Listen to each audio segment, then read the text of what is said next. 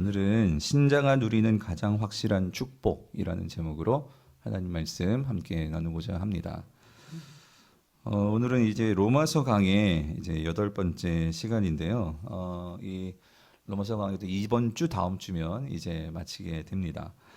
그래서 지금까지 여러분이 로마서 8장을 쭉 읽어오시고 필사도 하셨는데 로마서 전체 혹은 성경 전체를 통틀어서요.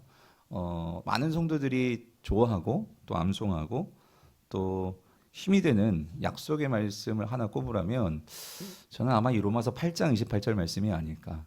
그래서 하나님을 사랑하는 자 곧 그 뜻대로 부르심을 입은 자들에게는 모든 것이 합력하여 선을 이룬다 하는 말씀이 사실 우리가 살면서 참 많은 고통을 겪고 또 어려움도 당하고 억울한 일 당하고 속상한 일도 당하고 뭐 그런 여러 가지 상황들이 있잖아요.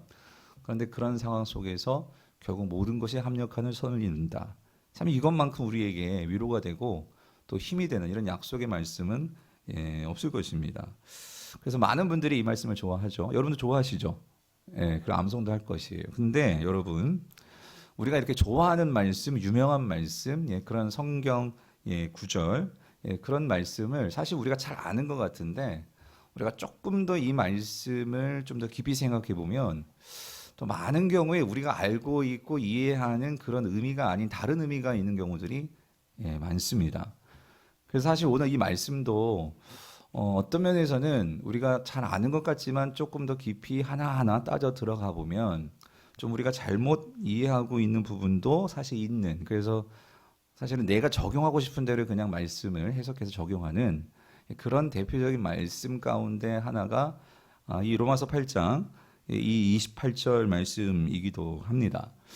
그래서 저는 이 말씀을 사실 중요한 건 이 말씀이 그냥 하나만 뚝 떨어져 있는 말씀이 아니라 사실은 문맥과 또 사도 바울이 어떤 상황 속에서 이 말씀을 하신단 말이죠. 그러면 그 상황 속에서 여기서 정말 말씀하시고자 하는 하나님의 그 의미, 사도 바울이 전하는 그 의미는 뭘까? 우리는 그걸 생각해 봐야 되는데, 그래서 28절, 29절, 30절을 함께 묶어서 우리가 생각해야 하지만 이 28절 말씀을 제대로 이해할 수가 있습니다. 그래서 저는 여기서 한 두 가지 정도 질문을 가지고 이 말씀을 좀 보려고 하는데, 첫 번째는 28절 말씀이, 이 말씀이 과연 모든 성도들에게 다 해당되는 말씀이냐 하는 거예요. 모든 성도들이 다 이 말씀의 축복을 누릴 수 있냐는 거죠. 이게 첫 번째 질문이고, 두 번째 질문은 그럼 여기서 모든 것이 합력하여 선을 이룬다고 할 때 과연 이 선, 이 좋은 것, 도대체 이 선이 뭐냐는 거예요. 그래서 오늘 이 두 가지를 좀 중심으로 해서 이 말씀을 살펴보려고 합니다. 자, 그래서 먼저 우리 28절을 다시 한번 읽어볼게요. 28절 같이 읽어볼게요. 시작. 우리가 알거니와 하나님을 사랑하는 자 곧 그의 뜻대로 부르심을 입은 자들에게는 모든 것이 합력하여 선을 이루니라 해요. 자, 그래서 여러분 이 말씀을 잘 보면은요, 그러니까 결국 모든 것이 합력하여 선을 이루는데 이게 그냥 되는 게 아니라 여기 전제가 있습니다. 두 가지 전제가 있어요. 첫 번째는 뭐냐면, 자, 누구에게 이런 모든 것이 합력하여 선을 이루어지느냐? 첫 번째는 누구죠? 하나님을 사랑하는 자예요. 사랑하는 자. 그리고 두 번째는 또 곧 하나님의 뜻대로, 자, 뭐예요? 부르심을 입은 자. 이게 전제입니다. 이게 있을 때 결국 결과가 모든 것이 합력하여서 선을 이룬다는 거죠. 자, 그렇다면 이 두 가지 전제를 좀 더 자세히 살펴볼게요. 그럼 첫 번째, 성도님들, 모든 것이 합력하여 선을 이루려면 하나님을 사랑해야 되는데, 그럼 여기서 하나님을 사랑한다는 그 의미는 뭘까요? 그러니까 어떻게 하는 것이 정말 하나님을 사랑하는 것일까요? 자, 그래서 결론부터 말씀드리면 여기서 하나님을 사랑한다는 것은 내가 주도적으로 하나님을 위해서 어떤 행동을 하는 것을 말하는 게 아니에요. 그러니까 다시 말하면 내가 하나님을 위해서 하나님이 좋아하실 만한 일을 해야지만, 설사 내게 나쁜 일이 있더라도 내가 하나님을 위해서 좋은 일을 했으니까, 그러니까 하나님께서 그 나쁜 일을 선으로 좋은 일로 바꿔주신다. 혹은 내가 하나님을 위해서 좋은 일을 안 했어요. 하나님이 기뻐하시는 일을 안 했어요. 그러면 내가 닥친 이런 좋은 일이 혹은 나쁜 일이, 그러니까 결국은 특별히 나쁜 일 같은 경우에 선으로 바뀌지 않는다는 말이냐? 그게 아니라는 거예요. 여기서 하나님을 사랑한다라는 말은 중요한 건 이것입니다. 어떤 조건적인 행위를 말하는 것이 아니라는 거예요. 그러니까 내가 어떤 구체적인 행동을 해서 그 조건에 따라서 어떤 결과가 바뀌어진다, 이 말씀이 아니라는 거죠. 그럼 여기서 말하는 하나님을 사랑한다는 것은 이겁니다. 하나님이 주도적으로 나를 구원하시기 위해 행하신 일에 대한 합당한 반응으로서 하나님을 사랑하는 거예요. 내가 뭘 한 게 아니라 누가 먼저 날 위해서 해주셨어요? 하나님이 먼저 나를 위해서 구원해 주셨고 나에게 사랑을 보여주셨어요. 그러므로 내가 그 하나님이 하신 그 일에 대해서 정말 감격하게 되고 그것을 정말 내가 소중하게 여기고 그래서 그 하나님에 대해서 결국은 신뢰하게 되고 사랑하게 되는 것. 이것이 바로 여기서 말하는 하나님을 사랑한다라는 의미라는 거예요. 정리하면 여기서 하나님을 사랑한다는 것은 하나님을 사랑해야 한다는 어떤 조건을 말하는 것이 아니고 하나님의 그 사랑을 알아서 그 하나님의 사랑에 반응하는 진짜 신자의 본 모습, 그게 하나님을 사랑하는 자다, 이 말이라는 거예요. 여러분 이해되십니까? 그래서 이 점에 대해서 존 파이퍼 목사님이 이 부분을 가지고 설교를 하셨는데 다음과 같이 설교를 하셨습니다. 여러분 좀 한번 읽어주실래요? 제가 물 한 잔 좀 먹을게요. 목소리가 좀 그래서. 시작.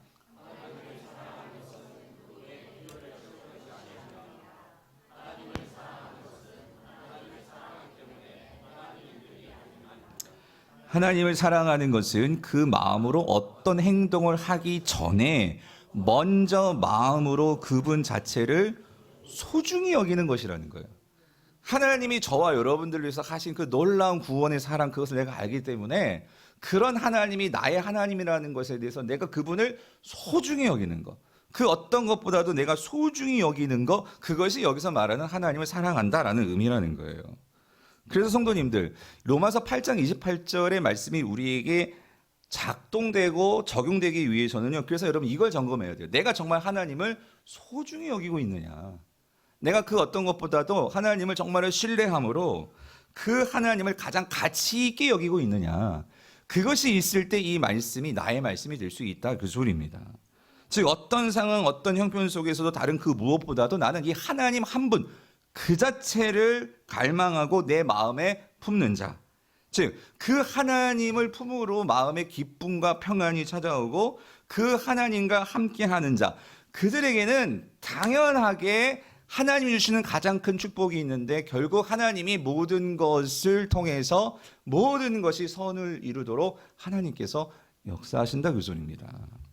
그래서 성도님들, 결국 하나님을 사랑하는 자, 하나님을 신뢰하는 자, 하나님을 소중히 여기는 자가 경험하게 되는 가장 확실한 축복이 뭐냐?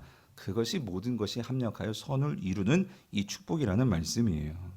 그래서 여러분, 이 하나님을 사랑하는 자의 의미를 더 구체적으로 부연 설명하는 것이 이 두 번째 전제의 말씀입니다. 그러니까 28절 중간에 나오는 이 부분이죠. 곧 그의 뜻대로 부르심을 입은 자들이라는 거예요. 자들. 그들에게 모든 것이 합력하여 선을 이룬다는 말씀이죠. 그래서 성도님, 여기서요, 이 곧 하나님의 뜻대로 부르심을 입었다, 여기서 보여주는 것이 뭐냐면, 그러니까 하나님은 당신께서 하나님을 사랑하는 자가 누구냐? 결국은 이 하나님의 그 뜻을 알고 그 뜻에 대해서 감격하고 감사할 줄 아는 자가 곧 하나님을 사랑하는 자고, 그리고 그가 하나님이 정말 부르신 자라는 거죠.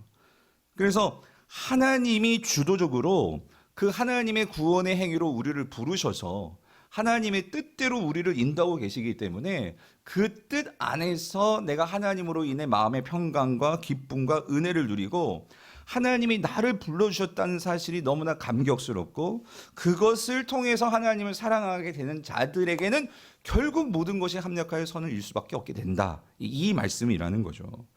그러므로 성도님들, 우리가 분명히 기억해야 되는 것은 성도는 당연히 하나님을 사랑하는 자들이 되어야 됩니다. 아멘이십니까? 그런데 우리가 하나님을 사랑한다라고 할 때 여러분 이걸 점검해 보셔야 돼요. 내가 하나님을 사랑하는 그 사랑의 뿌리가 어디에 있냐는 거죠. 우리가 하나님을 사랑한다고 할 때 여러분 잘 생각해 보면 이 사랑이 나의 감정과 어떤 내가 뭔가를 했고 내가 뭔가를 바랬을 때 그것이 이루어짐으로 그것에 대해서 감사하고 하나님을 좋아함으로 하나님을 사랑하는 경우가 많다라는 거예요. 다시 말하면 하나님을 사랑하는 그 사랑의 뿌리를 하나님께 두는 게 아니라 결국은 내게 주어지고 내가 경험한 나의 감정과 나의 주도에 뿌리를 내린 경우가 있는데, 그렇게 되면 여러분 하나님을 향한 사랑이 어떻게 될까요? 그 상황과 형편과 결과가 내가 바라는 대로 되지 않으면, 설사 모든 것에 합력하여 선을 이룬다고 했는데 모든 것에 합력한 그 결과가 내가 바라는 결과가 아니라면 여러분 하나님 사랑할까요? 사랑하지 않고 오히려 하나님에 대해서 원망하고 하나님을 등지고 하나님에 대해서 삐지고 하나님을 의심하고 하나님을 향한 사랑이 흔들릴 수 있다는 거죠. 그러므로 다시 말씀을 드려요. 오늘 본문에서 사도 바울이 말하는 것은 우리가 하나님을 사랑한다고 할 때 이 사랑의 뿌리가 어디에 있어야 되느냐, 그것이 내가 아니라 이 하나님의 뜻, 하나님의 부르심, 그곳에 우리가 뿌리를 내려야지만 우리가 진짜 하나님을 사랑하고 흔들리지 않을 수 있다, 그 소리입니다. 설사 많은 경우에 성도들이 정말 내 일이 잘 되고 내 자녀가 대학에 붙고 내 건강이 회복되고 암이 떠나가고 정말 모든 것들이 잘 되면 당연히 하나님께 감사하고 하나님을 사랑하게 되겠죠. 그런데 설사 그렇게 되지 않는다 할지라도, 반대가 된다 할지라도, 그러나 하나님을 정말 그 뜻대로 나를 부르셨다는 확신을 가지고 그 하나님을 사랑할 수 있는 자라면 그가 진짜 신자이고, 그들에게는 반드시 뭐가 나타날 수밖에 없어요? 모든 것이 합력하여서 선을 이루게 될 수밖에 없다라는 말씀이죠.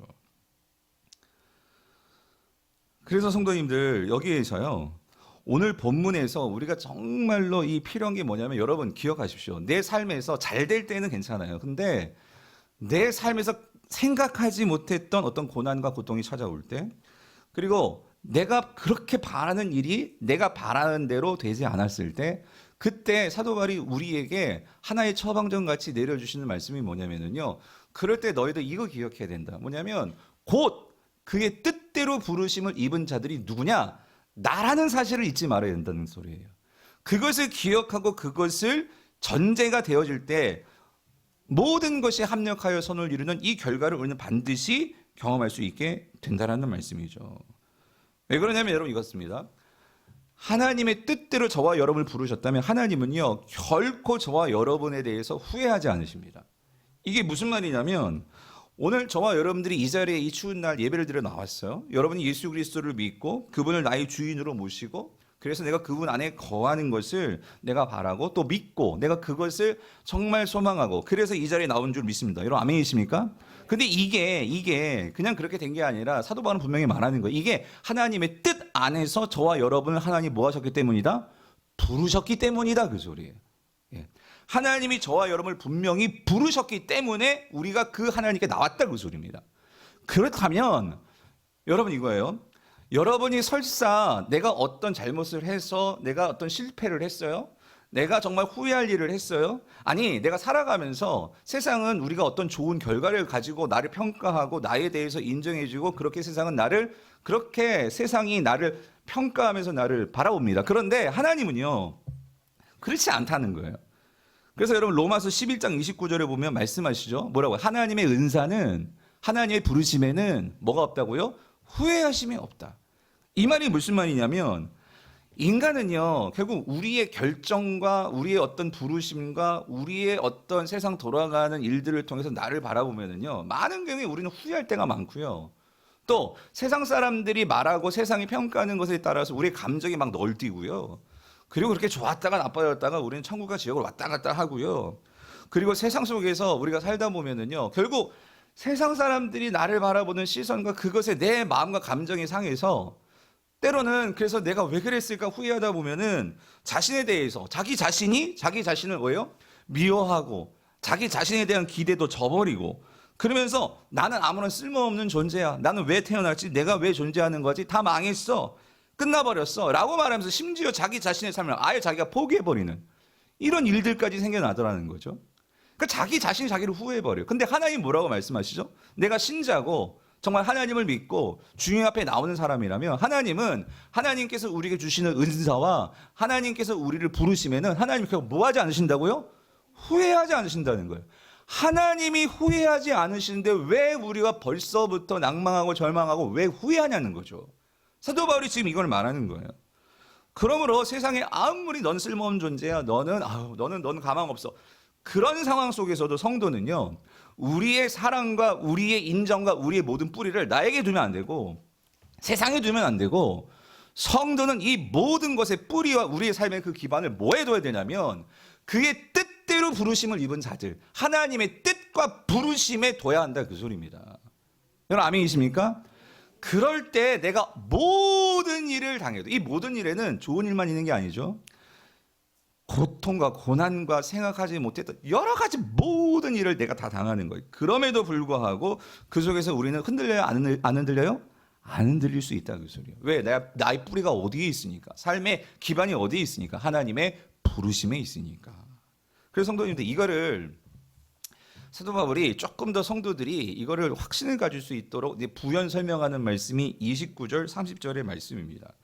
그래서 29절 30절을 보면요, 하나님이 저와 여러분을 부르심이 이게 얼마나 신묘막측하고 이게 얼마나 놀라운 것인지에 대해서 사도 바울은 말씀을 하는데요, 29절과 30절에서 말씀하시는 바울의 핵심은 뭐냐면요, 하나님의 부르심은요, 우리의 과거와 현재와 미래를 아우르는, 그러니까 하나님은 시간과 공간과 이 모든 것을 초월해서 하나님은 우리를 뜻하셨다면, 우리를 계획하셨다면 그것을 반드시 이루실 뿐만 아니라 이것이 창세전부터, 제가 이용하겠지만 과거서부터 이 모든 순간순간 우리를 결코 놓지 않으시고 하나님의 계획 속에 누가 있느냐? 누가 있어요? 저와 여러분이 있다라고 성경은 우리에게 분명히 말씀을 하십니다. 그래서 자, 29절 30절 다시 한번 같이 읽어볼게요. 같이 읽겠습니다. 시작. 하나님이 미리 아신 자들을 또한 그 아들의 형상을 본받게 하기 위하여 미리 정하셨으니 이는 그로 많은 형제 중에서 맏아들이 되게 하려 하심이라. 또 미리 정하신 그들을 또한 부르시고 부르신 그들을 또한 의롭다 하시고 의롭다 하신 그들을 또한 영화롭게 하셨느니라. 아멘. 여러분 29절 30절은 너무 유명한 말씀이고, 유명하다는 건 뭐냐면요, 특별히 신학자들이 정말 열띤 논쟁을 하는 그런 말씀입니다. 왜? 우리의 구원과 관련해서 엄청난 하나님의 구원의 작정과 계획과 일하심이 담겨 있기 때문에. 그래서 여기서요 29절과 30절에서 중요한 신학적인 논쟁이 뭐냐면 예정이에요. 예정. 하나님이 우리를 예정하셨다는 이 사실. 그래서 이 예정의 이 교리 속에는 반드시 뭐가 들어가냐면 선택이 들어가거든요. 하나님이 우리를 선택하셨다는 거. 여러분, 하나님이 우리를 선택하셨다는 것은 대단한 은혜입니다. 왜냐하면 선택의 이면에는 또한 뭐가 있냐면 육이라는 게 있죠. 버리심. 그런데 사도 바울에 있어서 예정의 가장 중요한 핵심은요, 그러니까 우리가 이 예정을 정말 믿는다면 이것은 우리의 삶에 뭐가 되면 엄청난 방패막이 됩니다. 살면서 위기가 찾아올 때, 어려움이 있을 때 이 예정 교리를 내가 믿는다면, 그러니까 내가 선택됐다는 사실을 분명히 믿는다면 이 선택은 하나님이 저와 여러분을 향해서 책임지시겠다는 말씀이거든요. 그래서 이 교리와 이것을 분명히 내가 믿으면 이것은 우리에게 엄청난 위로와 힘이 된단 말이죠. 그런데 자, 이 예정 교리가 사실 여러 가지 점들에서 논쟁점이 있지만 또 한 가지, 또 30절은 이 예정 교리 속에서 뭘 말하냐면 하나님께서 어떻게 구원의 단계를 이루시느냐. 그래서 이걸 구원의 서정, 구원의 연결사슬 여러 가지로 신학자들이 표현을 하는데, 그러니까 뭐냐면 이 하나님이 구원의 순서를 어떻게 이루어 가시는지를 표현하는 게 이 30절 말씀인데, 자, 저는 오늘 여기서 그 모든 것들을 다 다룰 수는 없고요. 오늘 우리가 질문은 28절을 어떻게 우리가 잘 이해하는 거잖아요. 그래서 사도 바울은 28절을 잘 설명하기 위해서 29절, 30절을 부연 설명하고 있는 거거든요. 그런 면에서 이제 오늘 저는 이 내용을 살펴보려고 합니다. 그래서 28절과의 관계에서 자, 먼저 30절을 다시 한번 보면은요, 여기 30절을 보면은요, 하나님께서 그러니까 신자를 부르심이 이게 얼마나 놀라운 계획과 구원의 과정 속에서 이루어지신 것인지를 보여주시는데, 자, 여기 보시면은요, 분명한 것은 오늘 이 자리에 여러분 예수 그리스도를 내 삶의 주인으로 인정하고 믿음으로 여러분이 나오셨다면 여러분 이것 꼭 믿으십시오. 여러분은 하나님이 미리 정하신 자들입니다. 아멘이십니까? 그런데 이 미리 정하셨다는 게 그냥 막연하게가 아니라 성경은 우리에게 뭐라고 분명히 말씀하시면요, 저는 이 말씀 보고 놀래 자빠졌어요. 여러분 에베소서 1장 4절 5절에 가서 한번 읽어볼게요. 같이 읽겠습니다. 시작. 곧 창세 전에 그리스도 안에서 우리를 택하사 우리로 사랑 안에서 그 앞에 거룩하고 흠이 없게 하시려고 그 기쁘신 뜻대로 우리를 예정하사 예수 그리스도로 말미암아 자기의 아들들이 되게 하셨으니. 이게 누구를 향해 말하는, 저와 여러분들을 향해서 말하는 거예요. 교회인 성도들을 향해서 말하는 거예요. 1차적으로는 에베소 교회 성도들이지만 오늘 저와 여러분들이 해당되는 말씀인데 저는 이 말씀을요.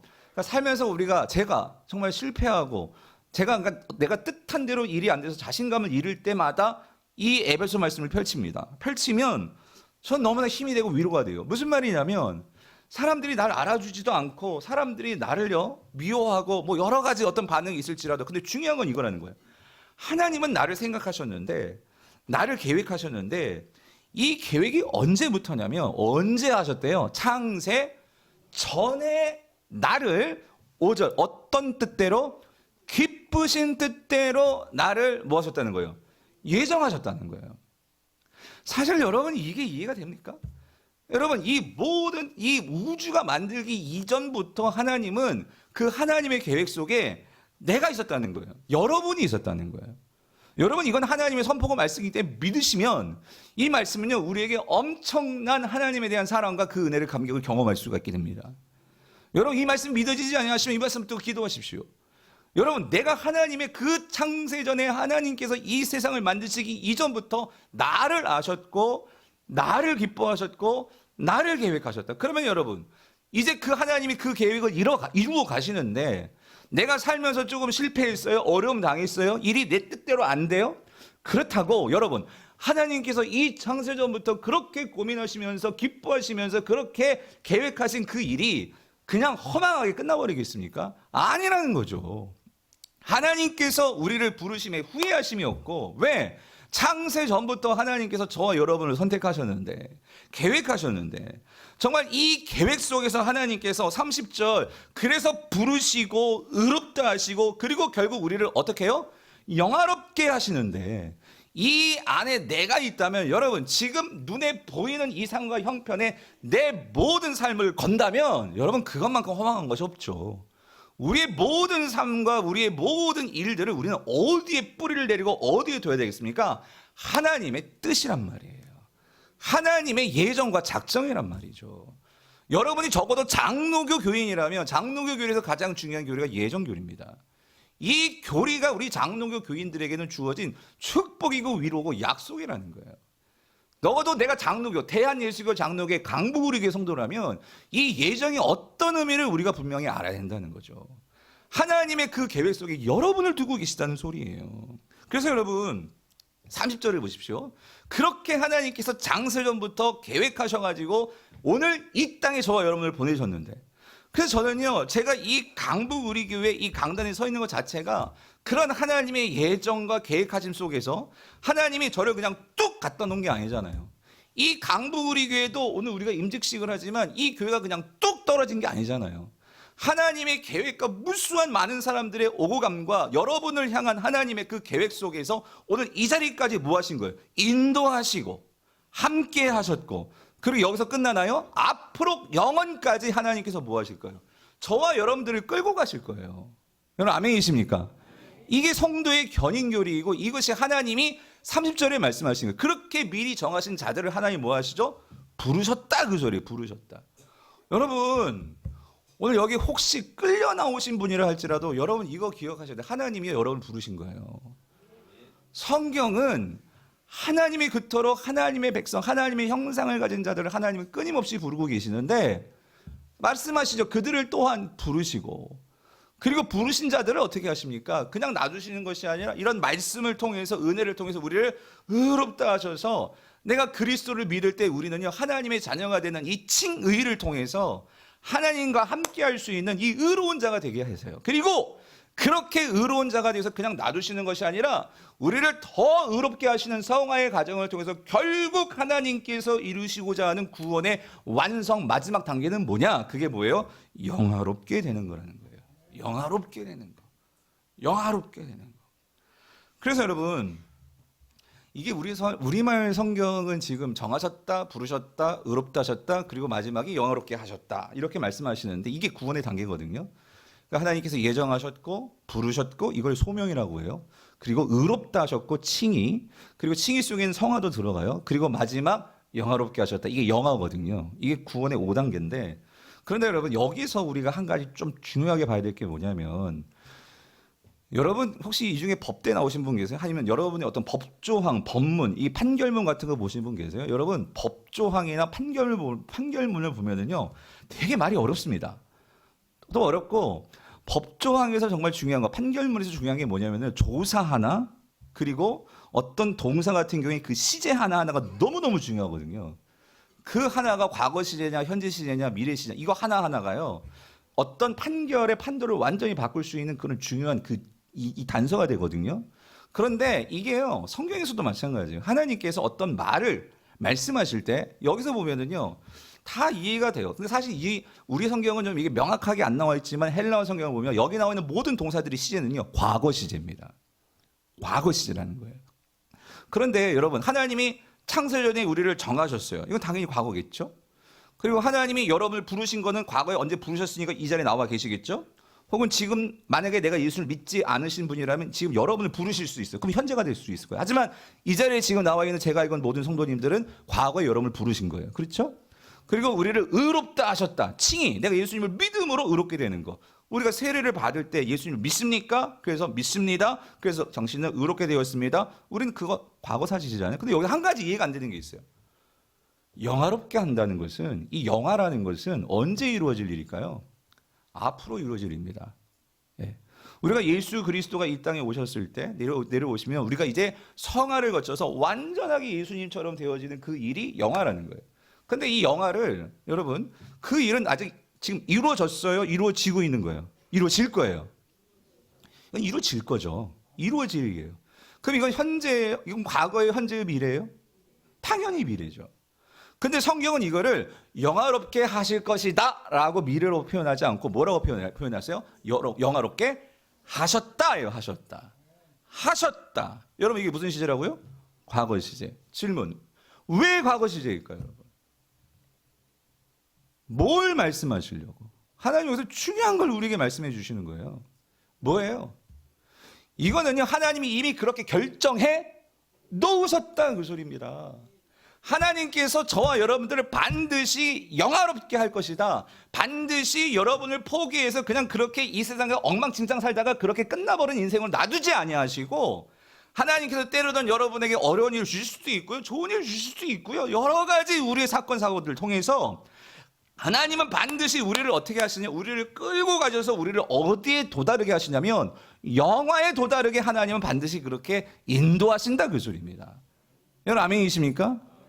그게 바로 오늘 28절에서 말하는 모든 것이 합력하여서 결국 어떻게 되느냐? 선을 이루게 된다. 그 의미의 핵심이라는 거예요.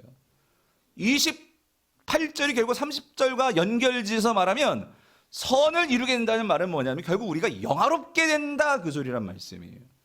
그런데 여러분 조금 더 구체적으로 사도 바울은요 사실 이 영화롭게 된다라는 이 의미를요 29절에서 먼저 앞에서 설명을 해 놓았었어요.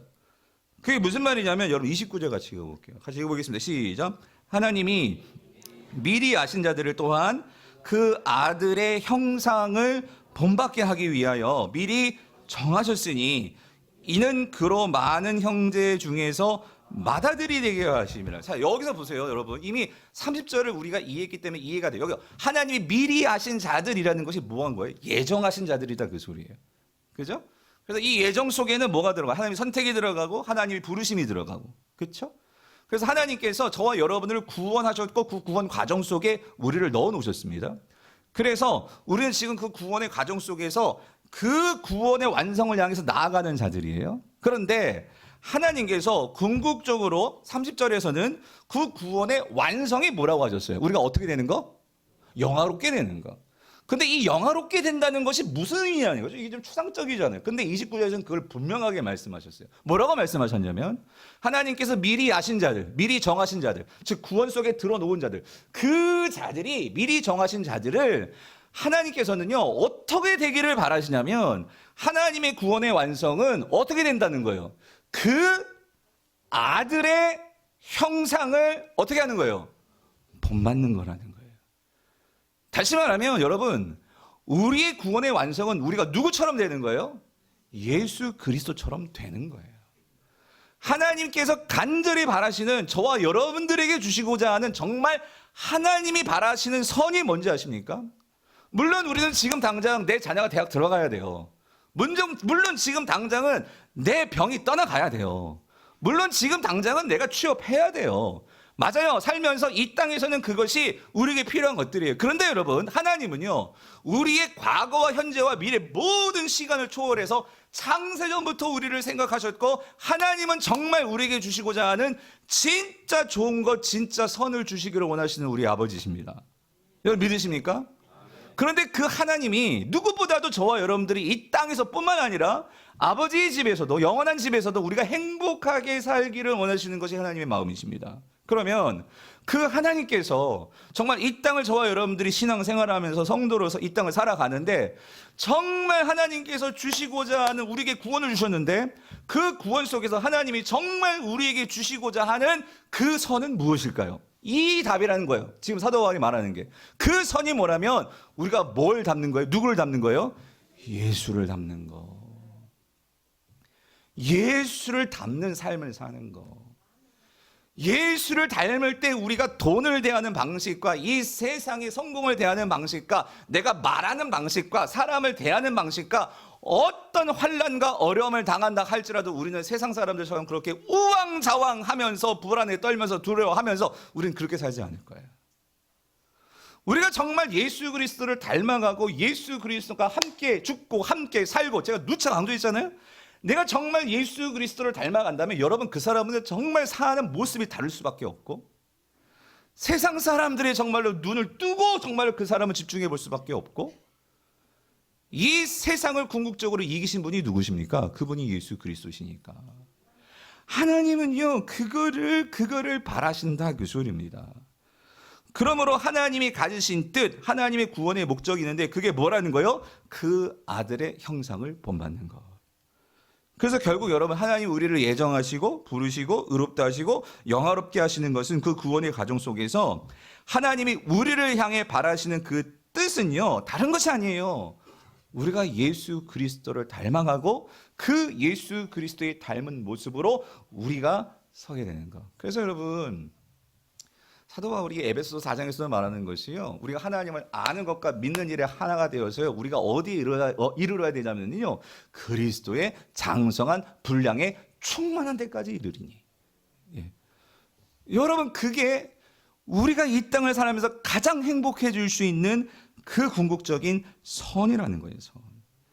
그럼 답이 나왔어요, 여러분. 오늘 28절에서요. 모든 것이 합력하여서 선을 이룰 것이다 할 때 이 선이 뭘까요? 선은요, 결국 진짜 상황이 나빴는데 좋아지는 거. 여러분, 그게 선이 아니에요. 모든 것이 합력하여 선을 이룰 거다, 그 소리는요, 결국 어떤 상황이든지 그것이 합력하여서 우리를 어떻게 만들어 가느냐. 욥이 말하는 것처럼요, 욥이 뭐예요? 나의 가는 길 오직 그가 아시나니 그가 나를 단련하신 후에는 내가 뭐같이 나올 거예요? 정금같이, 순금같이 나올 것이다. 여러분, 그 순금이 뭐예요? 진짜 내가 금덩어리가 된다는 소리 아니잖아요. 무슨 소리예요? 내가 정말 그 하나님을 닮은 그런 모습으로서 세상 속에 나온다는 그 소리입니다. 어떤 것과도 비교할 수 없는, 어떤 가치와도 어떤 것도 비교해 견줄 수 없는 그런 모습이 오늘 저와 여러분들에게 주어지는데, 그게 예수 그리스도를 닮은 모습이라는 거예요. 그래서 여러분, 다시 한번 보십시오. 이거를, 그래서 여러분이요, 항상 말씀을 볼 때 문맥과 논리를 봐야 되는데 28절과 29절 다시 연결해서 보세요. 우리가 알거니와 뭐냐면 하나님을 사랑하는 자, 그 하나님을 사랑하는 자가 뭐예요? 그 하나님의 뜻과 그 구원을 받아서 정말 그것이 얼마나 감격스러운지를 아는 자, 그래서 하나님을 신뢰하는 자, 그래서 진짜 신자로서의 본 모습을 드러내는 자가 그게 하나님을 사랑하는 자인데, 그래서 그는 그 뜻대로 부르심을 입은 자인데 그들에게는 모든 것이 결국 합력하여서 선을 이루게 될 거야. 그런데 이 선이 뭐냐? 그 뜻대로 부르심을 입은 자들은 29절, 하나님이 미리 아신 자들이기 때문에 결국 그 자들에게 주어지는 것이 뭐냐? 그 아들의 형상을 본받게 되는 거. 이게 선이라는 거죠. 그 선을 이루느니라. 그래서 여러분 보십시오. 결국 자 29절 뒷부분이 이렇죠. 그렇게 형상을 본받게 하기 위하여 미리 정하셨으니 이는 그로 많은 형제 중에서 맏아들이 되게 하려 하시며, 여기서 그는 누구일까요? 그는 누구일까요? 예수 그리스도시죠. 그 예수 그리스도가 많은 형제, 이 많은 형제는 누구예요? 예수 그리스도를 닮아가고 있는 자들이에요. 형제라는 것은 닮은 자잖아요. 형제는 닮은 점이 있는 자들이에요. 그 많은 형제 중에서 내가 예수 그리스도를 닮아가는데 그 예수 그리스도가 누구냐? 우리가 그분을 닮음으로 그분은 우리의 뭐가 되는 거예요? 하나님의 맏아들이면서 예수 그리스도 나와의 관계에서는 뭐가 되는 거예요? 맏형이 되는 거죠. 즉 다시 말하면 여러분 정말 닮는 사람들은요, 그게 가족이죠. 여러분 부부가 닮아요, 안 닮아요? 예? 살아가면서 부부가 닮아요, 안 닮아요? 여러분 제 와이프가 저 안 닮았어요? 예? 많이 닮았다는 얘기를 듣는데, 여러분 무슨 말이냐면 함께 관계를 맺고 살아가면 닮을 수밖에 없는데, 그러니까 하나님으로서는요 그런 거죠. 예수 그리스도를 내가 정말, 여러분 사실 우리는요 하나님의 친자식들이 아니었어요. 로마서에 의하면 우리는 뭐예요? 양자들이었어요. 사단에 사로잡혀서 사단을 섬기면서 그렇게 사는 자들이었는데 예수 그리스도를 통해서 우리가 입양된 거예요. 양자로 들어왔어요. 그런데 여러분 어쩌면 남남일 수도 있는데, 그런데 여러분 같이 살면서 우리가 점점 누구를 닮아가요? 누구와 똑같아져요? 예수 그리스도를 닮아간단 말입니다. 그럴 때 여러분 그 아버지로서는 그 모습을 볼 때 어떨까요? 얼마나 그것이 기쁘고 좋겠냐 말이죠. 그래서 하나님이 바라시는 건 그거예요. 이 모든 일들을 통해서 하나님께서 궁극적으로 저와 여러분들에게 주시고자 하는 게 뭐냐면, 그 선이 그 예수 그리스도를 알고 그 예수 그리스도를 느끼고 그 예수 그리스도를 감격하며 그 예수 그리스도를 닮은 삶이 나의 말에서, 인격에서, 삶에서 나타나게 되는 거예요. 여러분 그게 모든 것이 합력하여 선을 이룬다는 의미라는 거예요. 여러분 이게 지금 사도 바울만 말하는 게 아니라요, 내가 사도 바울만 말했으면 이렇게 자신 있게 말하지 않습니다. 이게요 예수님과 함께 했던 모든 제자들이 동일하게 전하는 메시지예요. 여러분 요한은 뭐라고 전하느냐? 요한일서 3장 2절 3절을 보세요.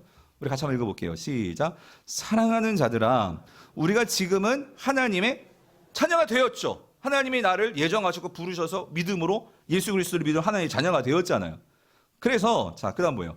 장래에 어떻게 될지는 아직 뭐예요? 나타나지 아니하였어요. 아직 영화가 완전하게 우리에게 주어진 게 아니에요. 그렇죠? 장래라는 것은 예수 그리스도가 재림하시고 우리에게 주어질 영광스러운 그 미래, 그건 아직 오지 않았잖아요. 그렇죠? 그런데 자 이거예요. 그가 나타나시면 우리가 결국 어떻게 되느냐, 이렇게 말해요. 우리가 어떻게 된대요? 그와 같을 줄을 아는 것은, 이게 무슨 말이에요? 하나님은 그 우리를 창세 전에 택하시고 예정하셨고 그 구원의 과정 속에서 결국 하나님께서 우리에게 주실 선이 뭐냐면, 우리가 점점 누구를 닮아가는 거예요? 예수를 닮아가는 것이고, 예수가 오시는 날 우리는 완전하게 변화될 거예요. 그게 영화란 말이죠. 그래서 요한은 그걸 알고 있는 거예요. 하나님께서 바라시는 가장 구원의 완성 선이 뭐냐면은 예수 그리스도와 같아지는 거. 다시 말하면 예수 그리스도를 닮아가는 거. 그래서 그의 참모습 그대로 우리가 볼 것이기 때문에 3절, 주를 향하여 이 소망을 가진 자마다 그의 뭐예요? 깨끗하신과 같이 자기를 어떻게 한대요? 깨끗하게 한다. 이 말은 지금 현재에서도 우리가 신앙생활하면서도 우리에게 있어서 가장 중요한 하나님이 기뻐하시는 그 일이 뭐예요? 그의 깨끗하신 것 같이, 예수 그리스도의 깨끗하신 것 같이 우리가 어떻게 되는 거예요? 예수 그리스도를 닮아가서 우리도 어떻게 돼요? 현재부터 어떻게 돼요? 깨끗하게 된다. 이 말은 예수 그리스도를 뭐 한다? 닮아간다, 그 소리죠. 닮아가는 삶을 산다. 여러분 사도 베드로는 어땠을까요? 사도 베드로서 1장 4절에서 이렇게 말씀하십니다. 이로써 보배롭고 지극히 큰 약속을 우리에게 주사, 이 약속으로 말하면, 이 약속은 구원의 약속이에요. 여러분을 택하셨고 예정하셨고 칭의하셨고, 예? 그리고 영화롭게 하시는 이 구원의 약속, 이 약속으로 말미암아 너희가 정욕 때문에 세상에 썩어질 것을 피하여, 여기 나오죠. 자, 무슨 성품? 무슨 성품? 신성한 성품에 참여한다. 이 말은 무슨 말일까요? 여기서 신성한 성품은 뭐야? 하나님의 성품을 말하는 거예요.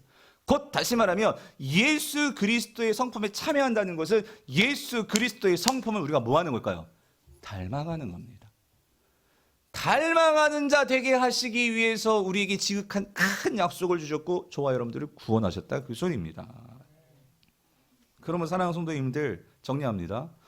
오늘 28절 말씀이 말씀하는 바는요, 그러니까 하나님께서 모든 것을 합력하여 선을 이룬다 하는 말씀은 결국 하나님은 우리의 삶에서 우리가 만나는 모든 일들을 통해서 결국 우리가 누구를 만나요?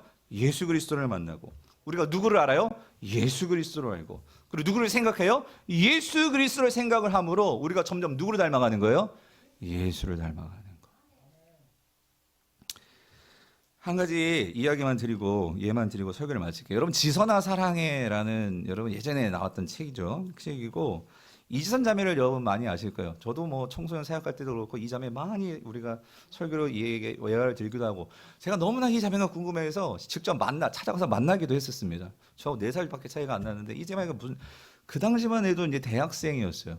근데 그때 이제 대학 졸업반이었는데 그 공부하다가 나와가지고 그 음주운전 차량에 정말 교통사고가 나가지고 완전 몸이 다 홀라당 화상을 입어가지고 진짜 사진 보면 너무나 예쁘게 생겼고 그런데 얼굴 다 완전히 뭉그러진 거죠. 화상으로 손가락 다 잃어버리고 그래서 숱한 그러한 화상 여러분 화상이 얼마나 고통스러워요. 그 수술을 하고 피부 의식 수술을 하고 그런 여러 과정들을 통해서 그렇게 힘든 시간들을 보내면서 결국 이 자매가 원래 유아교육과였었는데 그런 자신과 같은 어려운 사람들을 돕고자 그래서 재활 상담을 공부하다가 또 하나님께서 다시 다른 공부 사회복지학을 공부하게 하셔가지고 결국 지금 지난 7월에 올해 7월이죠. 올해 7월 이화여대 교수가 됐잖아요. 사회복지학 교수. 그래가지고 유퀴즈에도 나오고 막 뉴스에 나오고 그랬던데 여러분 보신 분 계실 거예요. 계시죠?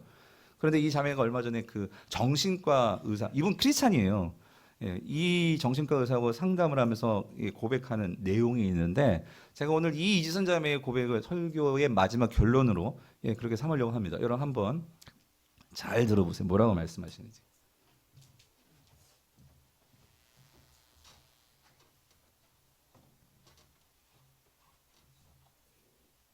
제가 이제 모시고 싶었던 가장 큰 이유는 인생에서 굉장히 어려움을 당한 사람들을 제가 상담할 때가 되게 많을 때 그때마다 지선 씨 얘기를 해요. 감동받았던 그 단어 하나가 뭐냐면은 그 사건을 그 사고를 당했다는 표현이 아니라 만났다.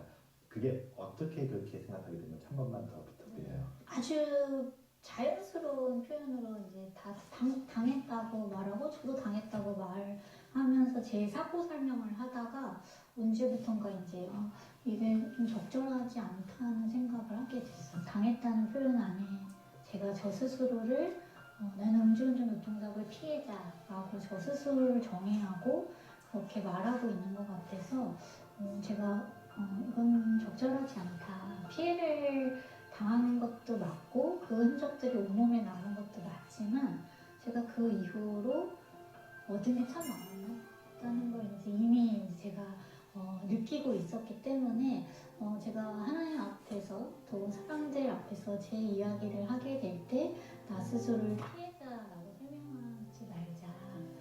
그리고 피해자로 살지 않겠다.